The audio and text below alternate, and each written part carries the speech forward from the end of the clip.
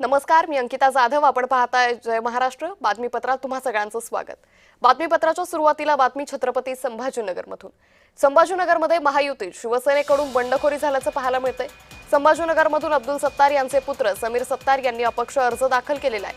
जागा भाजपला सुटली असताना शिवसेनेतून बंडखोरी झाल्याचं दिसतंय. भाजपकडून शिवसेनेचं मुंडकं छाटण्याचं काम सुरू आहे असं अब्दुल सत्तार यांनी यावेळी म्हटलेलं आहे.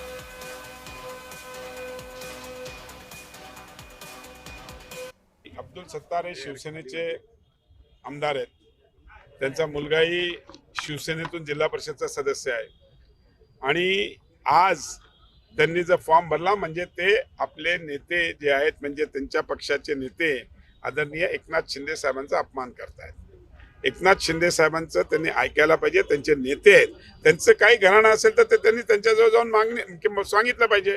पण एकनाथ शिंदेच्या आदेशाला डावलून जर ते काय करत असेल तर हे अतिशय दुर्दैवी गोष्ट आहे.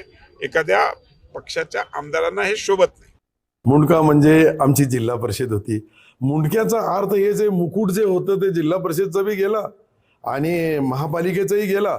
आता ज्या दुसऱ्या निवडणुका छोट्या मोठ्या त्याच्यावर बी भारतीय जनता पार्टी लक्ष केंद्रित करून आमच्या लोकांमध्ये दोन पार्ट कसे करायचे हे करू लागले. म्हणून आता एकनाथ शिंदे साहेबांना आम्ही हे सर्व 6 आमदार आणि 1 खासदार यांना त्यांनी 6 वाजता उद्या मुंबईला बोलवलं आहे. तिथे आमचा अंतिम निर्णय होईल. तर आज आम्हाला अशा पद्धतीने छोटा छोटा करून छाटत असेल तर पुढचं भविष्य काय होईल आमचा हे मी तुम्हाला कोणत्याही ज्योतिषाकडे जायची नाही. ही परिस्थिती पाहू लागलो आम्ही.